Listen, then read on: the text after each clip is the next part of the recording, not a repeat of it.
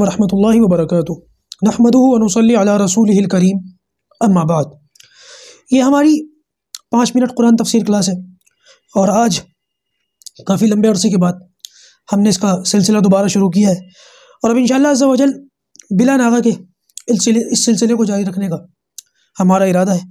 और इंशाअल्लाह अज़्ज़ा वजल कल से हमारे इस्लाम पर, दीन इस्लाम पर बहुत सारे शुकूक शुबहात, अजीब व गरीब किस्म के सवालात जो दहरिए लोग होते हैं, नास्तिक होते हैं, एथीस्ट होते हैं, बेदीन होते हैं, उन लोगों की तरफ से इस तरीके के सवालात किए जाते हैं। तो इंशाअल्लाह उन सवालों के जवाबात देने का जो सिलसिला है उसका जो एक अलग से क्लास है जिसका हमने हिदाया नाम रखा है, इंशाअल्लाह कल से उसका भी आगाज़ होगा। अल्लाह तबारक व तआला मुझको सही कहने की और हम सबको उस पर अमल करने की तौफीक अता फरमाए। देखिए, गुज़िश्ता नशिस्त में कुरान मजीद के ताल्लुक़ से ये बात आप हज़रात के सामने आई थी कि सहाबा किराम ने आप सल्लल्लाहु अलैहि वसल्लम के दौर मुबारक के अंदर ही कुरान मजीद को लिखा था।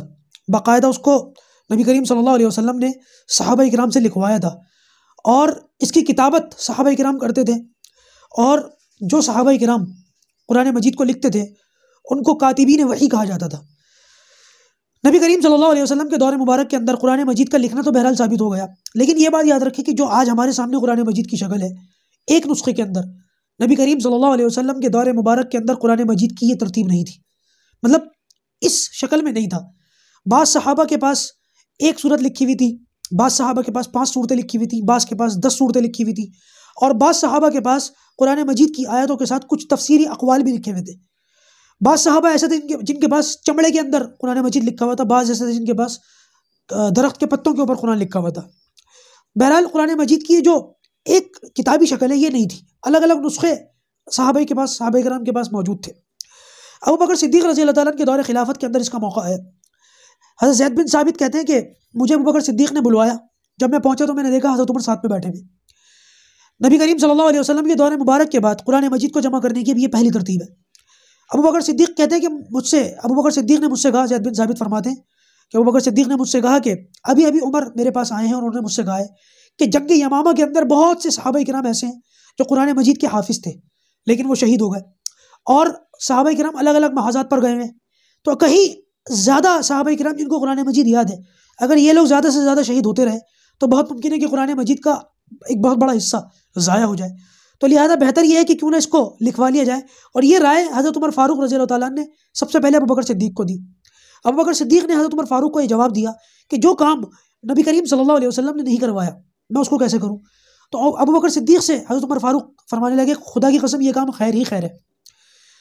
अबू बकर फरमाते कि ये बात उमर मुझसे बार बार कहते ही रहे, यहाँ तक कि मेरा दिल खुल गया और मेरी भी वही राय हो गई जो उमर की राय थी।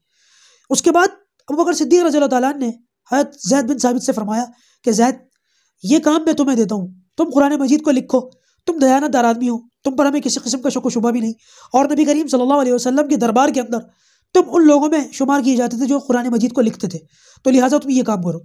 हज़रत ज़ैद बिन साबित कहते हैं कि मैंने अबू बकर सिद्दीक़ से वही बात कही जो हज़रत अबू बकर ने उमर से कही थी कि आप वो काम कैसे करवा रहे हैं जो नबी करीम सल्लल्लाहु अलैहि वसल्लम ने भी नहीं करवाया।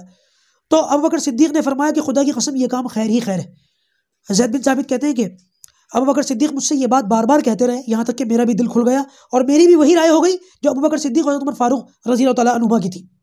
लिहाजा मैंने कुरान मजीद को जमा करना शुरू कर दिया।